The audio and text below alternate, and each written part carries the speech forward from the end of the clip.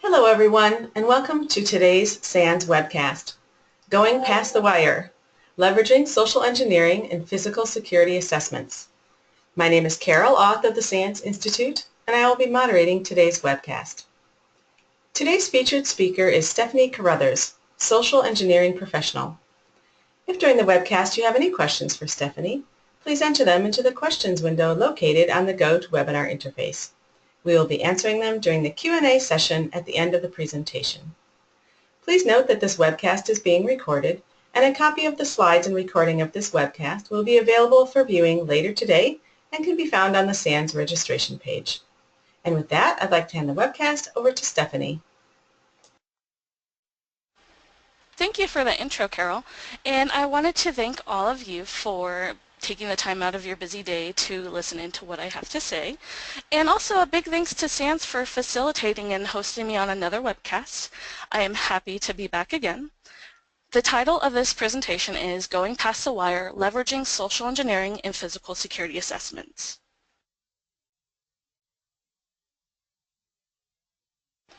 And I have to apologize ahead of time. There is a little lag on the slides, so again, I'm sorry about that. All right, who am I? My name is Stephanie, or you can call me Snow. I will answer to either. Not much has changed about me, my bio in the last year. Something cool that I have had an opportunity to do is join the DEF CON review board. So whenever a talk comes about social engineering, I am able to kind of lend some feedback on that.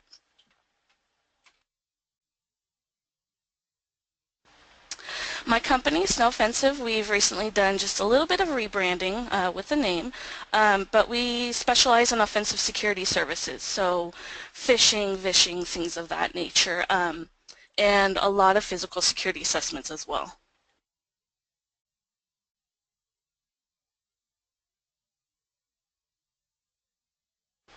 All right, the reason why I developed this talk, it really stemmed from me ranting one night.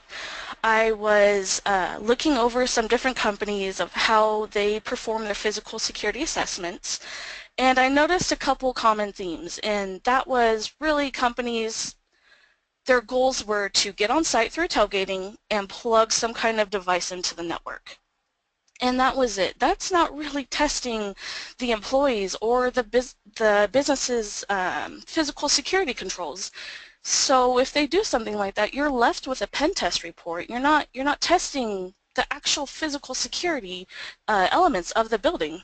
So if you are a blue team and you're listening in, hopefully you can kind of get some ideas from some attack vectors that I do when I perform this, and kind of go out there and see if those areas are secure. And then if you are a red team and you're listening in, hopefully you can also get some ideas that maybe you can add to your physical security assessments or see some different methods that I do.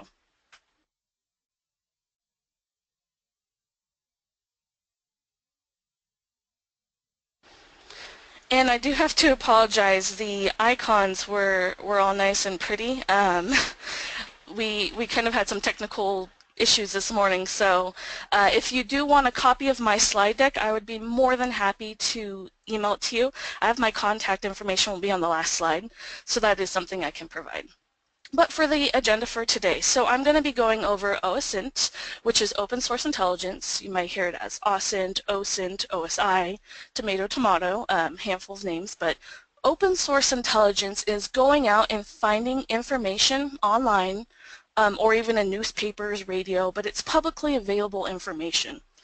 So where I typically look is Google, social media, forums, and things like that, and I'll talk about what I look for when I perform OSINT. Pretext development. This is where I'm going to be discussing how to choose your pretext, what you need to keep in mind, and things of that nature. And then Recon, I'm going to be going over 3 different areas where I look before I actually start my attack phase. And then for the actual attacks themselves, I'm going to be talking about different attack vectors that I do, so not just going in, tailgating in, and plugging something in and leaving, a handful of things that I really do when I'm on site doing this test. And then I'm going to wrap it all up with training, and I'm going to give 2 different options that I believe could really be beneficial for physical security assessment training.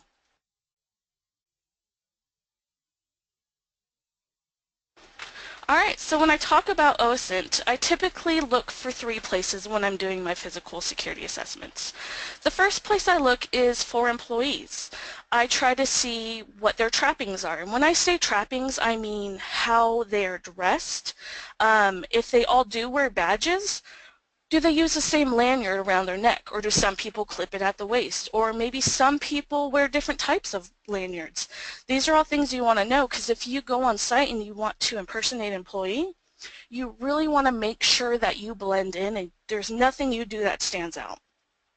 I also like to see different job titles. I might have someone high in the company that I would like to target, or out of office, which I'll talk about later, but this could be a great way in knowing that someone's out of the office.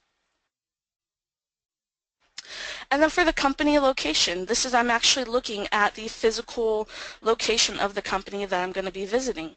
I try to look for what kind of access control systems. If they have guards, that's something important to know. Cameras. Nearby restaurants I'm going to get into a little bit more and why we look for those. Maps and floor plans. So if I show up on site, I know exactly where things are. I'm not going to look lost or confused. And then event calendars as well. And then I also look for vendors.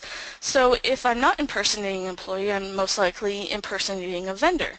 So again, finding out who those connections are, trying to find contact names. If they do have badges or uniforms, these are things I'm going to want to know too, so I can replicate them while I'm on site.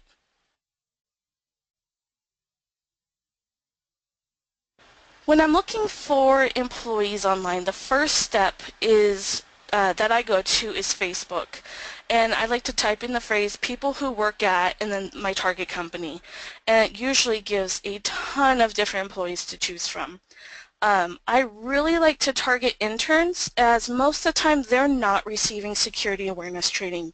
They don't know that if they put a picture of their badge online that someone could possibly replicate it to gain access. They don't have that mindset because, again, they're not getting that training.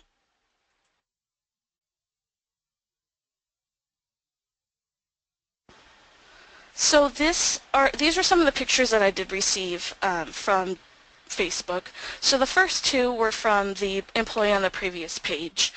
As I mentioned, trappings are huge, making sure you're blending in. So they're all, dressed pretty business casual. I probably wouldn't go in jeans and sneakers because that right there is going to throw someone. And it's a little bit hard to see in this picture, but employees are wearing different lanyards, and some have the badges clipped to their hip. When I see that, I know I can get away with more, and there's nothing really standard. She also put up on the second picture floor plan. This is a picture looking into the building from the entrance. So I love seeing visuals like this because I know if I were to show up on site and walk through those doors, this is what I'm looking at. So if there is a receptionist on the right, I'm not going to walk in and kind of look confused and try to get my bearings for a second. I'm going to know I'm most likely going to head up those stairs and just act like I know what I'm doing, just to get out of the way of, people, the receptionist, if there are any guards, things like that. The next two pictures I actually found because she had tagged different employees in her Facebook photos. So once you kind of go through and find the employee and look through their photos, also look to see who they're tagging. So these next two pictures were from someone that she had tagged. In the third picture, it's kind of hard to see unless you blow it up, but she actually has a HID clamshell badge on. This is very important to know because I know if I were to go on site, I would bring the appropriate reader. I have a long-range HID reader. If that's something I don't know, my gear is typically a lot larger as I'm not sure exactly what I'm cloning. And again, she posted a picture on the far right. And if you zoom in, you get a full image of what that badge actually looks like. So this is something you could replicate.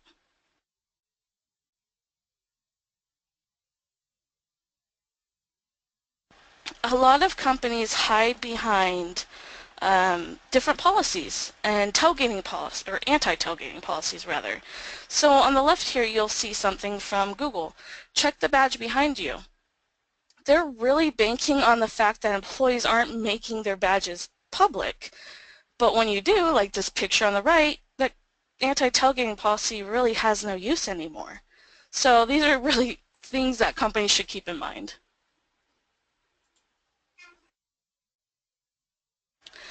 This picture is more of a placeholder. I had a physical for a company in downtown LA, and my pretext is I was going to impersonate an internal employee. They had so many. I found a lot of images online. I knew how they were dressed. I knew that what their badges looked like. I found a handful of employees post their badges on social media. So I recreated it before I actually got on site. And when I got on site, I noticed everyone's badge was turned around, just like in this picture, so all you see was white. So I thought that was really weird, but I just turned mine around too, and I blended in. And later I asked my client why they had all done that, but in other pictures from previous months, they had all had their badge facing the right way so you could see the image. He explained that he knew that I was going to be coming on site, and he didn't want me to replicate the badge. Replicating a white plain badge is so much easier than replicating a badge that has images and pictures and different fonts. So it's kind of funny. They thought they were being secure, but really they made it easier on me.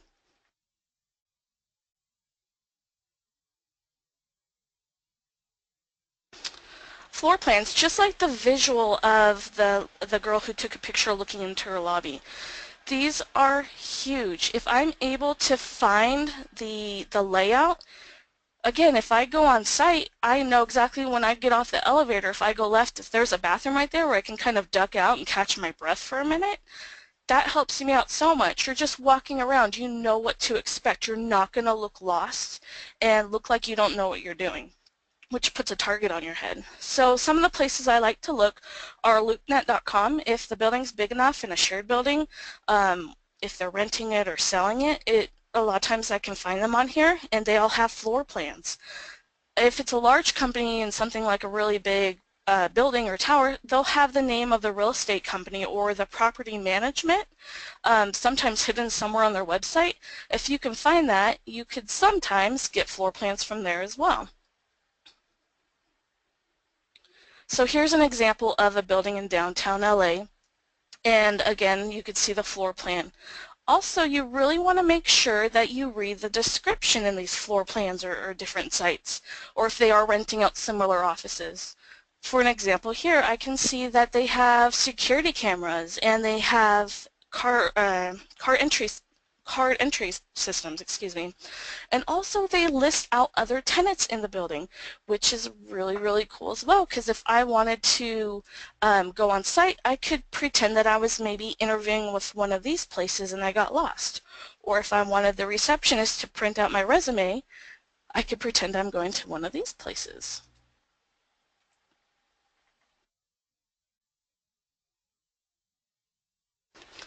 A lot of times companies will have different event calendars, and it will be for either internal parties or, for this picture for example, different kinds of classes they have. And I really like these a lot because, one, you can see if it is an internal party, you can know when they're going to be busy, so hopefully the office will be a little bit more on the empty side. Or two, you can see when they have classes. One of my clients was a hospital, and they completely shut down all of the floors at night except for the first floor after visiting hours. And I really wanted to get to something on the third floor. So I went online. I found that they were having a class in their one of their conference rooms, which I knew was located on the third floor. And I actually signed up for one of their diabetes awareness classes. And I paid the $25, I checked in, and then once I got onto the floor, I just was free to roam around, and I had access to a lot of stuff. So these are really things that you want to look for on the company's website.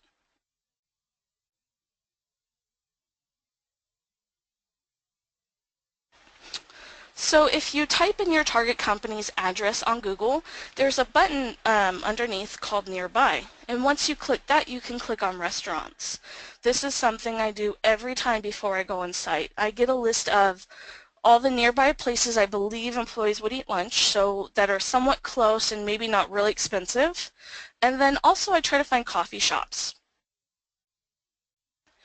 I do this for a couple of reasons. When I do my recon, I actually go to these places and I'm looking for two things. The first thing is I'm trying to look for employees that wear their badges out, so I can document this, take pictures. Sometimes when I am doing my OSINT, if I can't find an actual picture of an employee wearing their badge, which happens sometimes, I will actually go to these places to take pictures. I'll go back to my hotel room, create the new card, and I bring my badge printer with me as well.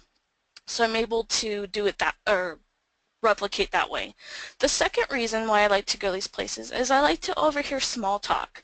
Sometimes just the littlest bit of detail can really get your foot in the door. So for an example, I was listening to two people talk at my target company who were at a lunch restaurant. And they were talking about how the CFO was at a specific conference. So what do? I go back to the client location and I explain to the receptionist, hey, I know that Bob's at such and such conference right now. He's expecting me to leave these documents on his desk while he's gone. It'll just take 2 seconds. That builds a huge amount of trust. She knows that I know he's at a specific conference. So she thinks I know what I'm talking about.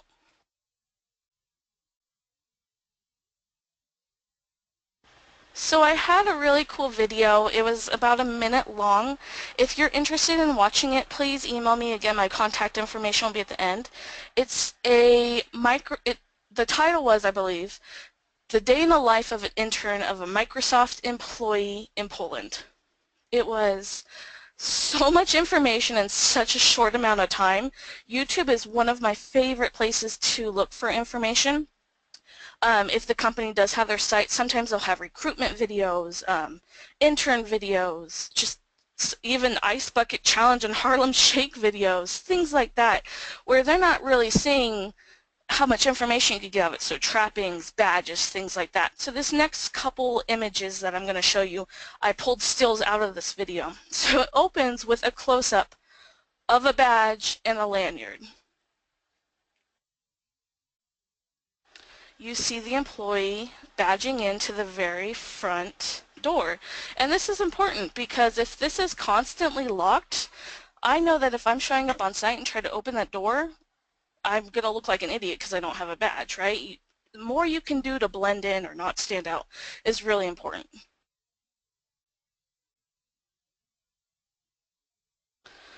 Front view, so you know the second she walks in or someone walks into the lobby, reception is on your left. So again, if my pretext I'm using doesn't call to talk to them, I'm going to go to my right. I'm going to try to avoid them as much as possible, but again, acting like I know where I'm going. Another thing you see here is that cameras are in place. I thought this picture was pretty interesting because of a couple reasons. He has his badge placed at his hip, so knowing that some people use lanyards and some use their, place on their hip, that's good to know. But something else is his color on the background of his badge is different. So this is why it's really important if you are doing badge duplication, you go out and you find as many different badges as you can. Hospitals, for example, sometimes nurses and doctors have different badges. Sometimes they have stacked multiple badges. Really finding every little detail you can on a badge and comparing it to as many as possible so that way you kind of get the general idea.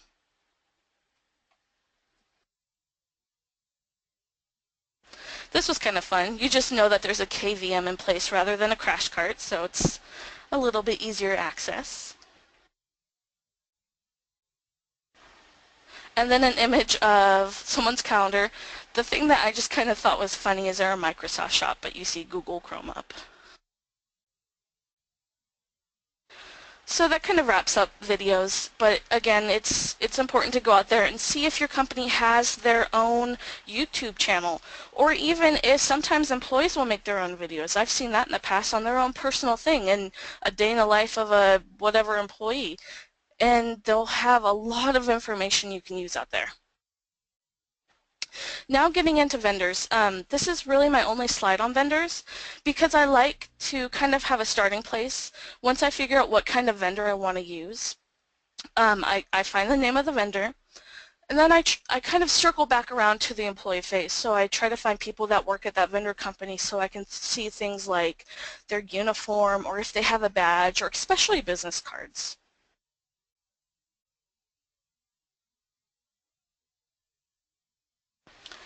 All right, pretext crafting. So with a pretext, it's your background story. It's creating a character. It's who you're pretending to be. So I'd like to start this section off with, I am not a lawyer.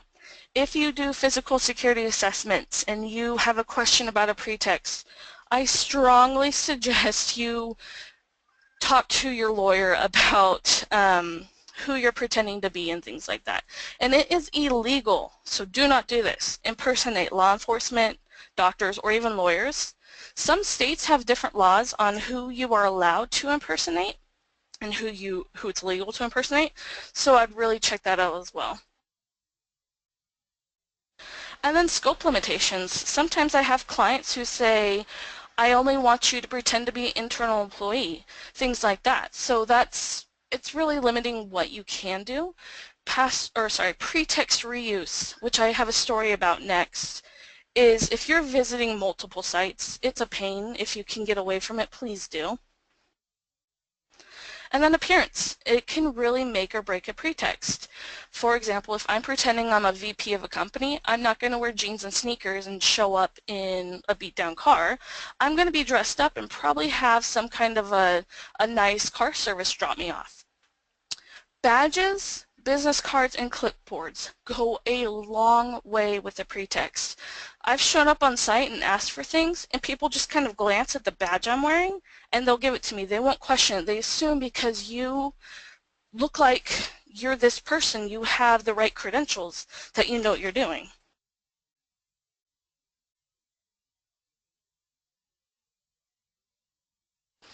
So now I'm going to get into my pretext reuse story. This is actually something that Jason asked me to talk about. So in December, I had a 16-site physical security assessment in the Midwest. This client was a little particular. He only wanted me to use one pretext that he had actually picked out. So right there, warning flags everywhere. But for the first 5 sites, it worked great. I was able to get in, complete my goals, nobody questioned me. But on the 5th site, the site manager that I talked to was kind of suspicious. She can tell something was shady, but she still gave me everything I asked for. But what she did is she knew that the next site closest, site 6, and she knew the manager there. She called ahead that manager and said, hey, this person's coming and they're asking for XYZ. It's kind of shady. I haven't really checked into it, but she's probably stopping at your location next if she hasn't already. And I would maybe call someone and verify.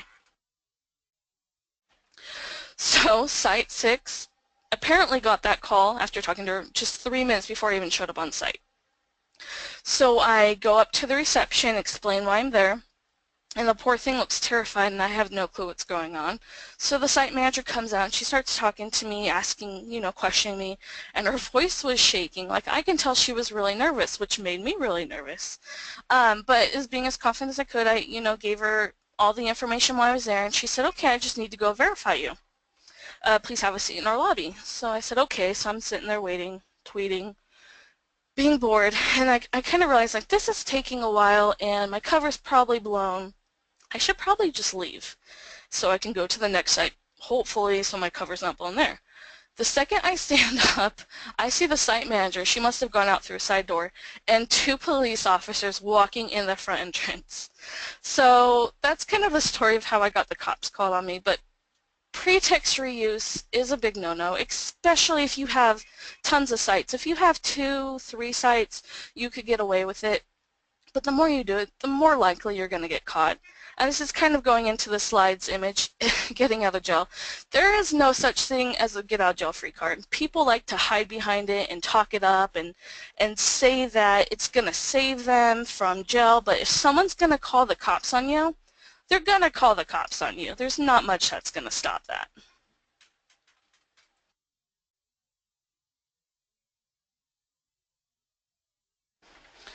So with pretexts, it's also important to be flexible. I was able to go to Amsterdam for a client, I want to say about 6 months ago, and my client had explained to me this was their brand new European headquarters. The security is really tight. I was going to have no luck. I wasn't even going to be able to get onto their floor. So I was really super cocky. I was like, yeah, that's not a problem, right? And so I show up to do my recon, and before that, my pretext was going to be I was going to try to blend into being an employee. I got an image of their badge online, so I already had that replicated, but I was going to bring my badge reader during recon to try to pick that up. But also during OSINT, I wasn't able to see the interior of their building, so I had no clue what security controls they had in place. So I show up to do my recon. I walk in the lobby and the receptionist is like right in front of me. Again, didn't have a floor plan. It totally threw me. But I walk around and I kind of am looking at their security. They had individual turnstiles that you had to badge in. They had right behind that was an elevator that you had to badge in. Once you got on the elevator, you had to badge in.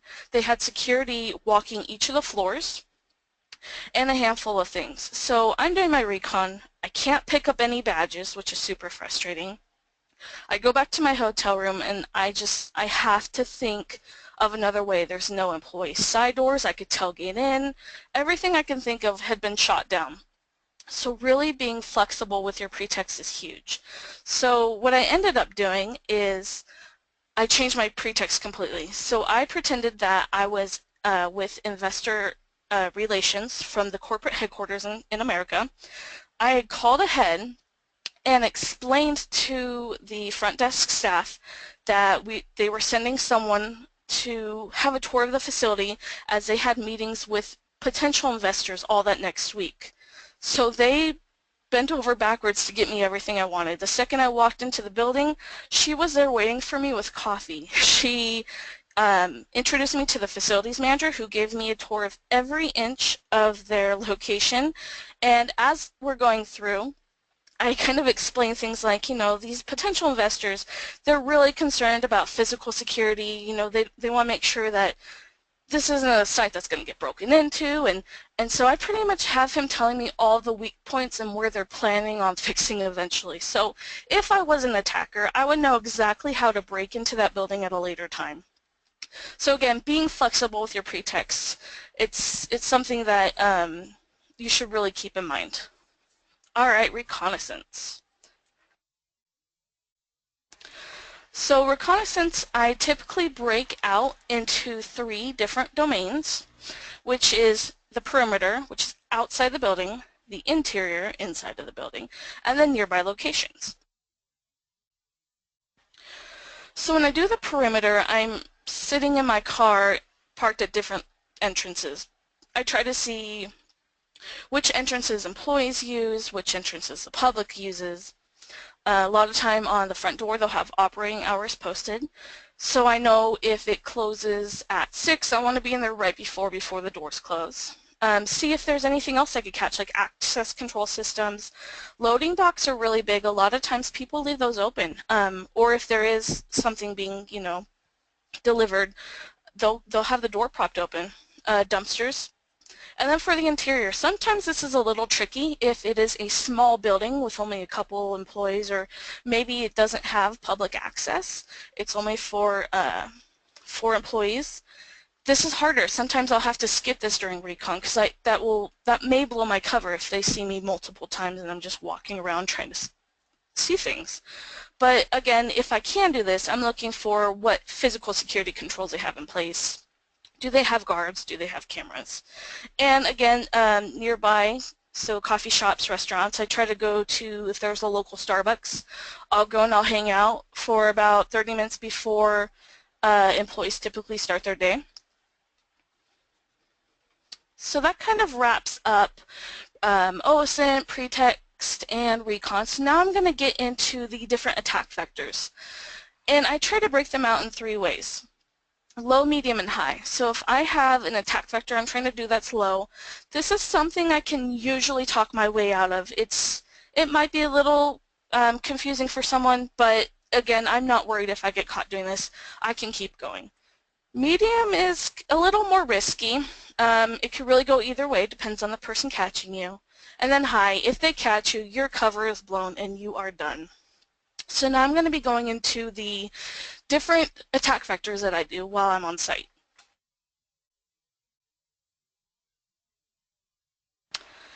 A lot of people do not know there is a difference between tailgating and piggybacking, yet they use the term interchangeably. Tailgating is when you're actually following people or a person into a door without them knowing. Piggybacking is you're still following them in, but they know that you're following them in.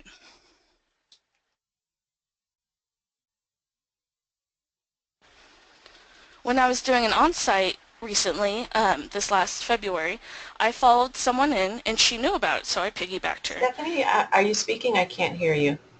Oh, yes, I am. Can you hear me now?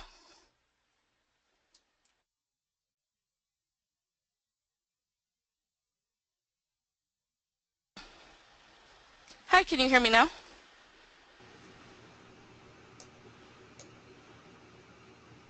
Can you hear me?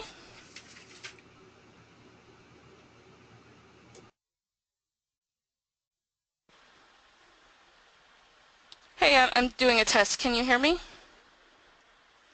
I can hear you now. Other people could hear you just fine. It was Oh, just me, okay. I guess. Sorry about that. Okay. No, that's not a problem. So I was able to piggyback this employee in, but she looked at me and she looked suspicious, but she didn't say anything. So I think that's one of the issues we have with physical security. Even if people notice and they get suspicious and you can see it in their eyes that they're suspicious, they don't want to say anything. It's in human nature to want to be nice and helpful, even if you are confused. So I was able to tailgate in, do a handful of my goals. When I came back for my second visit, I was at the receptionist desk asking her to plug in my USB, but I can see out of the corner of my eye, I could kind of see into a glass conference area. And this employee was sitting there, her back was to me, and she was talking to a security guard. She was giving them my full description of what I looked like, what I was wearing, so I kind of was trying to hide behind the receptionist desk a little bit. But it had taken her 4 hours to report me. I mean, if I was an actual attacker, that's a long time before someone could actually, a long time before she reported me. There's a lot of stuff I could have done in that time.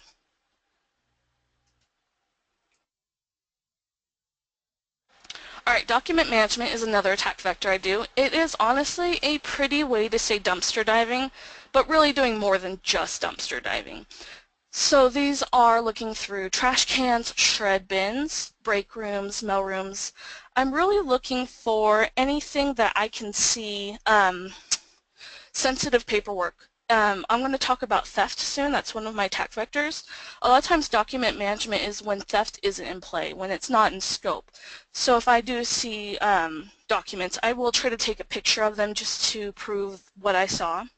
So looking for things like PII, PHI, customer data, just credit card data, anything like that on paper.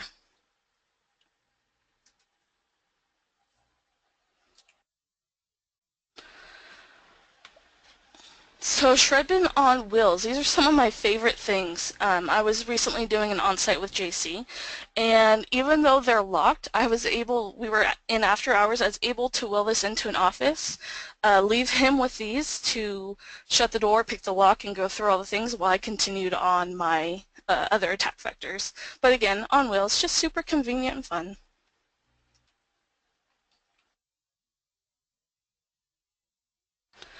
Elicitation. So it's really big. It's really sad that I see a lot of companies that do physical security assessments. They don't want to talk to employees. I don't know if it's just something they're not comfortable with, but I really believe if you are doing a physical security assessment, you should test employees along with the actual building itself. So I typically break elicitation into two categories. The first one is I ask them to perform a task. So pretty much, will you plug in my USB and open a file? But I'll say things like, will you please print me off directions? I have it saved here on my USB. Or I'll ask people to let me in to areas pretty much that are badge protected that I shouldn't be able to get into. And I also ask for information. I'll ask for things like where do VIPs check in, if cameras are being monitored. Again, as long as it goes with the pretext and makes sense, I'm not going to do anything to blow my cover. One of my absolute favorite pretexts that I do when I am on site at hospitals is that I am a HIPAA auditor. I have a whole form that I print out and bring with me, and I actually will act like I'm interviewing someone in authority there. My questions range from how do you protect your passwords to different physical security controls. I pretty much ask questions that if I wanted to break into the building later that night, I would know exactly their weak points. One of my favorite stories when using this pretext was when I was asking about passwords. The lady I was interviewing had explained how they recently had a company-wide password reset and how the first four digits they can choose. The second four digits were the last four of their employee number. On her badge was her whole employee number, which I took a picture of. But she went on to say that the first four was her daughter's name, so it was really easy for her to remember. I went back later, found her on Facebook, found her daughter's name, and that went into the report. So really having a well-crafted pretext and able to get a lot of information can take you far. RFID cloning. So there's a handful of ways you can do this. There's some really cool tools out there. We use our own tool we call the Huntsman. It's based off of Bishop Fox's Tastic. We've upgraded a little bit so we have some cool new features. But this is my favorite. This is a long-range HID reader that we get about 24 inches. I have heard of about people getting a little bit more than that, but 24 inches is huge. If you're using the Proxmark, you're familiar with it not getting a huge range. You're looking at the ass grab technique. You're pretty much touching them in order to get a good read, but with something really cool like this, I can just put it in my purse and walk by and grab credentials. And then also we have Bluetooth enabled on it. So when I am walking around, if I have my phone up in a Bluetooth terminal, I am able to see if I'm capturing credentials. So some couple tips with RFID cloning. When you are doing recon or during one of your first visits and you're trying to capture badge credentials, get as many as you can. I've gotten one before and was super excited, went back to my hotel room, cloned it. This employee didn't have as much access as other employees, so I had to go back and start recloning again. So get as many as you can to make as many duplicates as you can. And also, if you are reading, don't keep cards on you or you'll walk around and wondering why you're picking up credentials when nobody's around and you'll get really confused.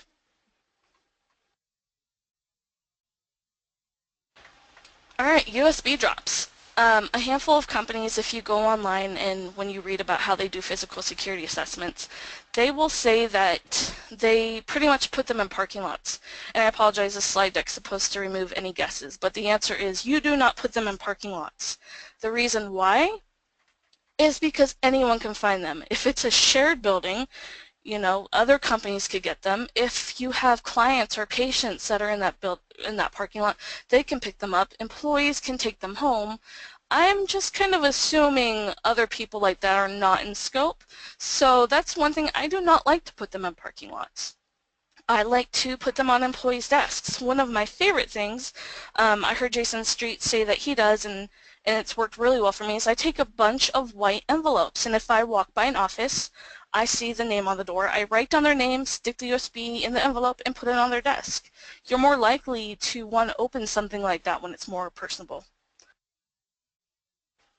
And I name them fun things like payroll or bonuses or even employee termination, something that's really going to make you want to open that file.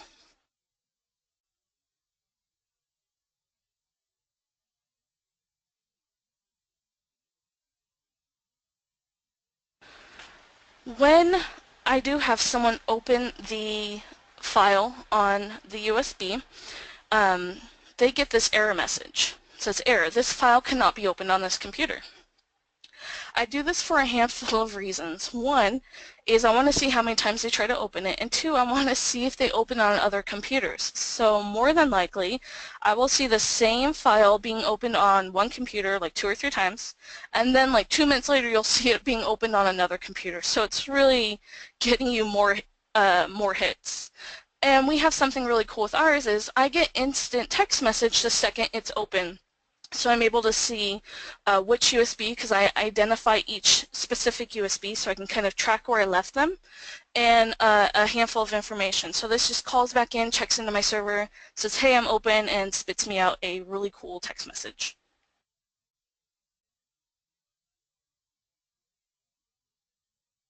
Network port security. Again, this is not something I focus on. It is a valid attack vector, but I'm not going to do this and say, oh, I did a physical, I win, right? It is something I believe you should do, though. So when I do try to connect to the internal network, I look for network ports in places like conference rooms or lobbies, even the data center, pretty much, yeah, anywhere I can see a jack. And I just run a simple ping scan just to say, hey, I'm on, you know, I was able to get access. Non-destructive entry. I can spend a lot of time talking about this, but Deviant has recently done a SANS webcast, and I strongly suggest you watch that. He goes over all of the cool tools he uses, and again, it's an awesome video. But these are just a handful of things that I typically keep on me. I have a huge purse, and I put in my badge reader, I put in all these tools, I put in my clipboard, things like that.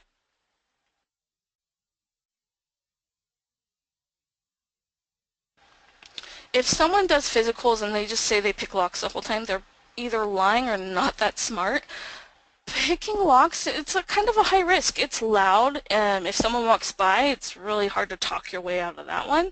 I don't like to do it. The only times I really like to do it is if it's a low risk and high reward. So when I was at a hospital recently, one of their conference room doors was locked, but they had a paper on the outside that said, prepping for financial audit, please do not use this room. When you look in through the glass, you see paperwork all over the desk. I knew I wanted to get my hands all over that paperwork. So nobody was around. It was a floor that was empty. It was after hours. So the risk was a lot lower. So I did pick the lock in that situation, but it's not something I go and I do every time. Theft. This is by far my favorite thing to do on physical security assessments. It is the most tangible thing you can do, and nothing feels good than grabbing a laptop. But if you do have theft in scope, do not leave your client site with the stuff. Make sure you have a designated person to call or an office to leave the stuff. The last thing you want is to leave the building with a bunch of like patient records or medical records and walk outside and it's crazy wind and they go flying everywhere.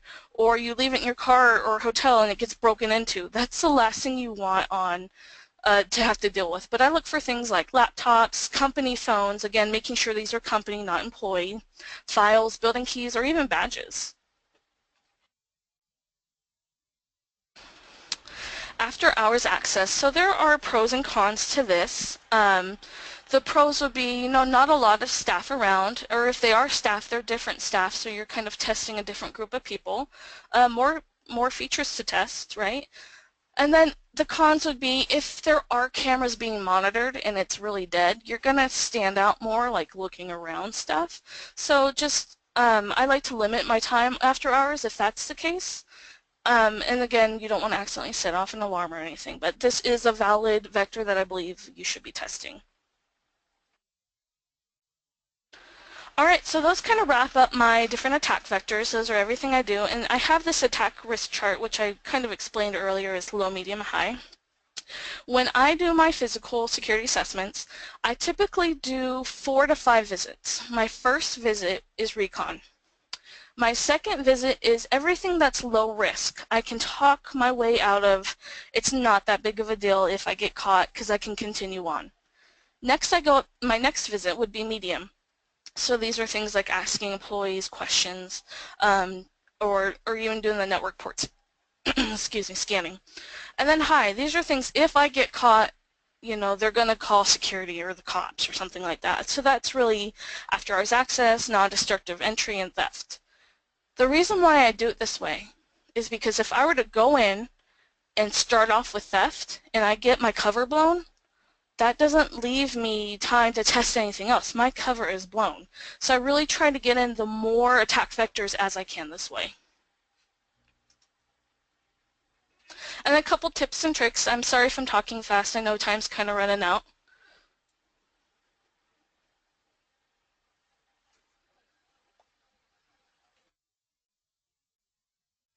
Bathrooms are your friend. As Ryan says here, he's done some Wi-Fi cracking from a bathroom stall. In his defense, he said it was a shared building and he couldn't reach from his car, but still, I absolutely love bathrooms. I will sneak in right before the building closes, hang out till a lot of people leave and the front doors are locked, and then I'm in the building. I have access.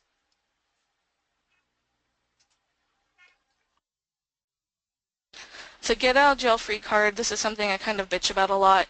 Really, this should stay in Monopoly. If you're banking on this to not have the cops called on you, you've probably not been apprehended before. If someone's going to call the cops on you, they're going to call the cops on you. A paper's not going to stop that. I like just to keep a signed copy of the SAL and the phone number for my point of contact, just in case it does get to the point where they need to call. But again, when I have had the cops call on me in the past, you know, I didn't even have a chance to explain myself, so that's just something I think about the situation. And then out of order. So this is something fun we did on 2 different occasions that worked amazingly. We put a piece of paper on a shred bin that said, out of order, please don't use. Then we put a empty bin right next to it. So we went back that night during our after hours and grabbed a handful of different documents that people wanted to shred that had all kinds of juicy stuff on there. Spilled coffee. So if I do know other places in the building or next door to the building, I like to actually spill coffee for real on my resume, let it dry just a little bit. When I run into the reception at my target company, I have this in my hand so it's visual. She knows that I really did spill coffee on it. And I say, you know, can you please print off my resume? You know, I'm in a jam. I have to get over there soon. Just act total flustered, and people want to help. They really do. So a lot of times they will comply to that request.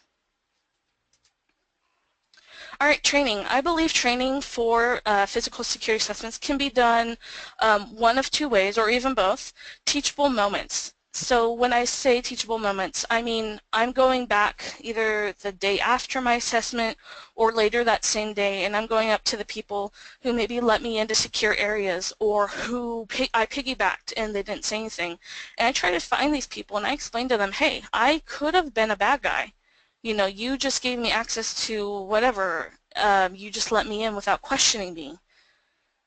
And seeing their reaction to that, you can just tell in their eyes like they do not want to do that again. So teachable moments is huge. And then security awareness training. My company is really against computer-based training. We like to do all of our stuff on site. It's really away from distractions. We could show real examples from assessments we perform. So these are 2 ways I believe training should be conducted. All right, just a quick recap. I talked about OSINT. I talked about looking at employees, the physical location, and vendors. Pretext development, making sure you know who you want to be and then dress that part. Recon, the 3 different areas that I like to go out and search before actually showing up on site to do the attack vectors. And then the handful of attack vectors, again, not just tailgating in and plugging something into their network and bouncing, really testing their people and their different security controls. And then 2 different training options as well. Again, here's my contact information. If you would like a copy of the slide deck, please feel free to email me. And I really am so happy that you guys were able to listen in. All right, Carol, I'm going to pass it back to you. All right, well, thanks for that great presentation. We do have some questions ready for the Q&A. However, if anyone has a question for Stephanie, please enter it into the questions window now. Our first question is, what are the most important things to bring on site in order to support a pretext? In order to support a pretext, I would say the handful of things I would bring is a badge and business cards, and then a clipboard. There's something powerful about having a clipboard that people just automatically assume you know what you're doing. So those would be the three things that I would suggest. All right, thanks. How often do people get suspicious if you are trying to get information from them? I would say probably about 1 in 15. The problem is even if you see that they're suspicious, they don't report it, and that could be because they don't even know who to report it to. People get less suspicious though when I ask them to plug in a USB and print something off for me. They assume there's nothing malicious there. But if I ask questions and things like that, I'd say they get a little bit more suspicious. All right, thank you. What's your favorite tool to bring to a physical assessment?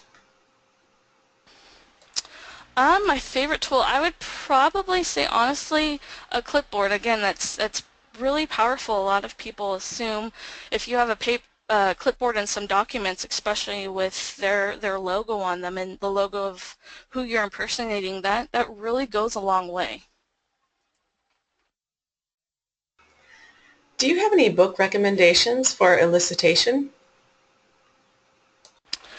One of my favorite books, I'm looking at my bookshelf right now, one of my favorite books that I'd recommend starting with, it's How to Build Quick Rapport. And it's called It's Not All About Me by Robin Dreeke. And it is a great book and a fast read and will give you tons of information about really how to start with rapport. Thanks. Do you get scared before starting the test? I always get scared. I mean, there's so much involved. You never know if someone's going to be calling the cops or getting suspicious. The times that I'm not as scared is when I have been able to do more OSINT and find more things and really feel a lot more confident. And someone wonders, how many times have you had the cops called on you?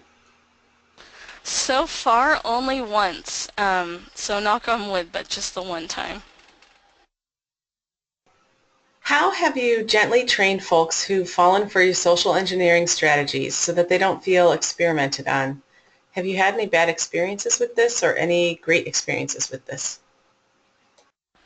So I'm going to assume you mean the teachable moments, like going back after to them after they maybe gave me some type of information. So the experience has been mixed. You can tell they feel victimized, and honestly, you know, they really should. They have been, right? But seeing that in their eyes and experiencing that, they're not going to want to do it again. But being as polite as I can and try not to come off as rude. They a lot of times will get defensive, but really I think having that victimization of feeling, they're not going to want to do that again. All right, thanks. If your cover is blown or semi-blown and you want to continue testing, how do you resume? It really depends on the client. So for the one where my cover was blown, I think at 6 out of 16 sites, the client really wanted me to continue with the same pretext, which even though I disagreed with, it still was able to test a handful of things. It was able to test if the sites were talking to each other. I believe someone at the company had sent out a company-wide email explaining that someone was coming on site with this pretext, don't let them in. Even though they had that, I was still able to text, are they verifying me? Are they reporting me? I did have one place actually out of the remaining that still let me in. So this place, you know, obviously doesn't check their email or just really didn't care. But really, I go back to the client to make sure I can switch my pretext if my cover is blown. But if I can't, it still is testing verification. All right. Do you ever do physical security tests with the team? Do you think having multiple people is an advantage on a job? And then someone kind of wonders also, are people more suspicious of males than females? Yeah, so to answer the team question, I do most of mine solo. Every once in a while, I do have JC that will do them with me, or if we're doing more of a red team, we will have a bigger team. Mixed feelings on that. If I'm doing more of like an interview like the HIPAA audit, it makes sense for me to be alone. I think if there was a bunch of us and you're interviewing someone, it would make them feel kind of probably more scared. So in that sense, I wouldn't do it. Again, depends on the pretext. And then the second question was female or male. That's a great question. When I pick out my pretext, I try to be really careful and I play into stereotypes. I know that one of the first physical security assessments that I had ever done, I pretended I was a printer repair person. I do not look like a printer repair person. I don't look like someone in IT, and I realized that fast. Like, they got more questionable, you know, because I was a female, and that's fine. That's stereotypes, you know. You just have to play to it. You can't make them more concerned. So when I pick out my pretext, I really try to make sure I pick out things that people don't question. Have you ever had to disguise yourself with wigs or makeup? Not me personally. I do have a background in special effects makeup, and one of my favorite physical security assessments, I actually got to dress one of my teammates up as an old person. So bald cap, gave them some fake wrinkles, glasses, went to the thrift store and made them look as old as possible, and that was a lot of fun. All right. USBs seem to be getting well known. Seem to be getting to be a well-known attack vector. What's next? Mobile to mobile or Bluetooth? I'm sorry, can you repeat the question? Sure, I'll read it exactly as it's written. USBs seem to be getting well-known attack vector. What's next? Mobile to mobile or Bluetooth? I don't know if I understand the question, so if you want to email me, I would love to discuss it more. Okay, that was our last question. Do you have any closing thoughts? No, I really appreciate everyone listening in, and again, thank you so much to SANS for facilitating. I really appreciate it. All right, well, thank you so much, Stephanie, for your great presentation, which helps bring this content to the SANS community. To our audience, we greatly appreciate you listening in. For a schedule of all upcoming and archived SANS webcasts, including this one, please visit sans.org/webcasts. Until next time, take care, and we hope to have you back again for the next SANS webcast.